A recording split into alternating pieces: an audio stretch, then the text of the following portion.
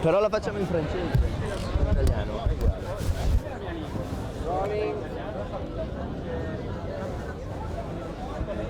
Lui è un giornalista.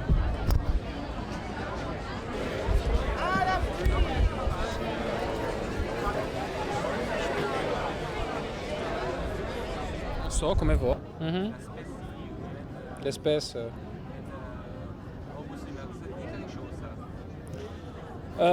Oui, mais enfin, il y en a plusieurs. Il y a plusieurs ethnies, il y a plusieurs races, disons plutôt, dans l'Homo cinematographicus.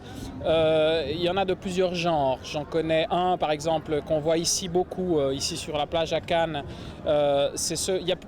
Il y a celui du jour et celui de la nuit.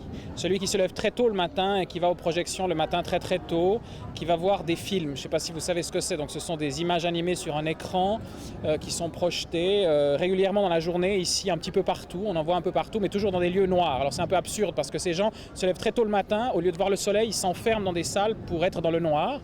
Et ils passent leur journée à voir ça, à voir ces images qui bougent dans le noir et ils ne regardent pas ce qui se passe dehors. Après, il y a les autres. L'autre race qui est très différente. Elle est beaucoup plus pâle parce qu'elle se lève la nuit et elle va chercher la lumière dans les fêtes, dans les grands événements, les sunlight comme on dit, et ils montent des marches. Ils passent leur temps à faire du sport en montant des marches. Alors c'est clair qu'ils sont très pâles parce qu'ils vivent la nuit, ils n'ont pas beaucoup de lumière, ils ne sont pas très bronzés, mais par contre ils ont l'avantage de faire du sport en montant tout le temps des marches. Ça, c'est deux races assez connues. Et puis alors après, il y a ceux qui sont un peu d'un côté et de l'autre. Il y a beaucoup de bâtards finalement. C'est vrai qu'il y a beaucoup de mariages mixtes dans ce monde-là.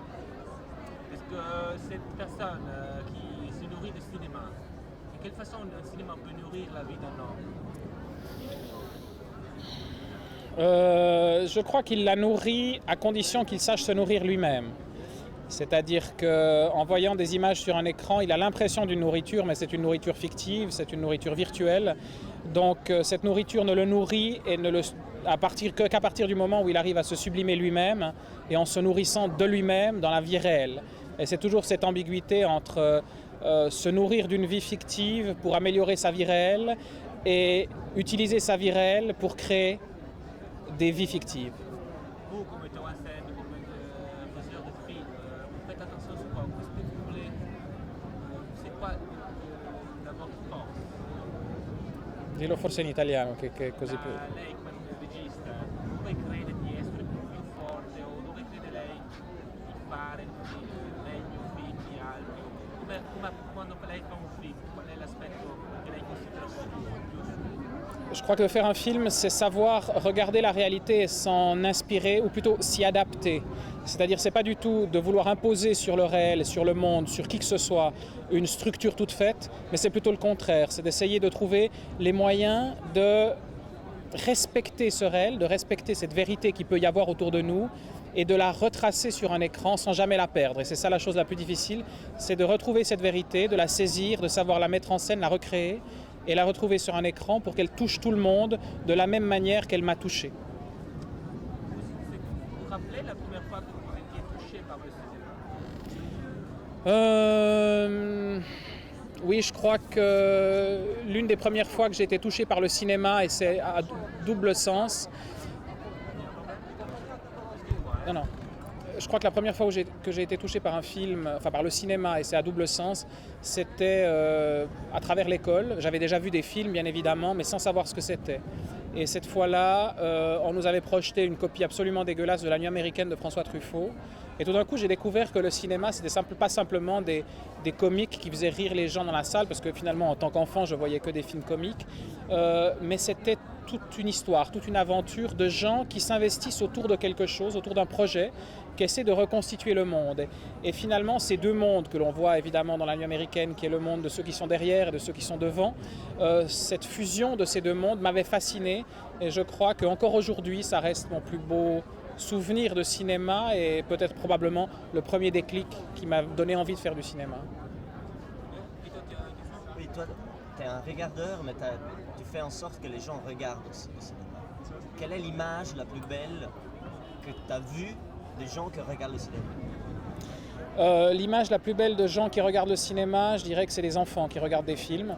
Je m'occupe d'un ciné-club pour enfants, enfin d'un club de cinéma pour enfants, et je vois régulièrement des milliers d'enfants regarder des films.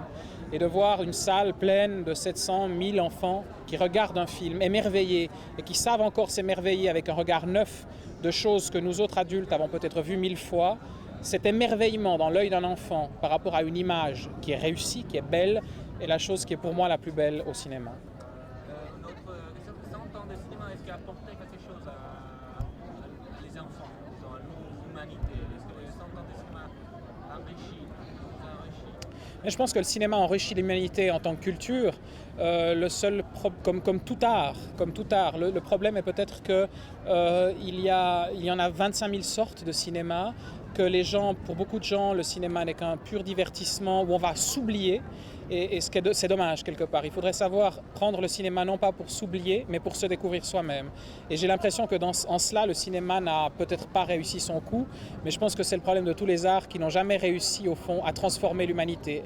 La culture essaye de transformer l'homme depuis toujours, depuis la naissance au fond de l'humanité, mais je pense qu'elle n'y est pas encore arrivée parce que sinon, il n'y aurait plus de guerre, il n'y aurait plus de famine, il n'y aurait plus personne qui se taperait dessus. Tu es là, tu es interviewé sur une caméra, il commence à pleuvoir. Est-ce que cette image, ça se rappelle un film ou quelque chose? Oui, mais ça me rappelle profondément un film comique parce que vous ne le voyez pas, ceux qui regardez ces images, mais derrière, il y a une bande de zigotos avec des chapeaux qui ont l'air profondément ridicules et ils sont beaucoup plus rigolos que moi qui suis mort de rire sous la pluie. C'est vraiment vrai. Donne-lui le super mythe. Azione. Alors là, quand vous mettons la scène, Il pleut de plus en plus. Hein. là, quand vous mettons la scène, on va faire une image de nous, ça c'est super oui. Oui, elle marche pour de bon. Et la tombe là, de là. Une image de vous. Alors.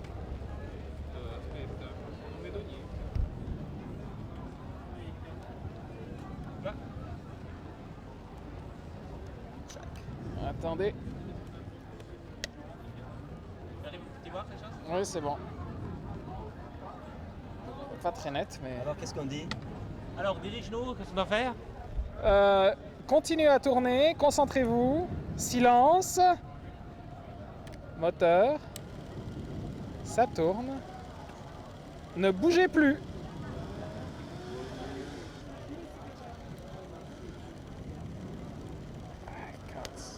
Recetta. Guarda, su infinito. Non vedo niente. Ciao, è stato molto piacevole. Vedi che vi porto del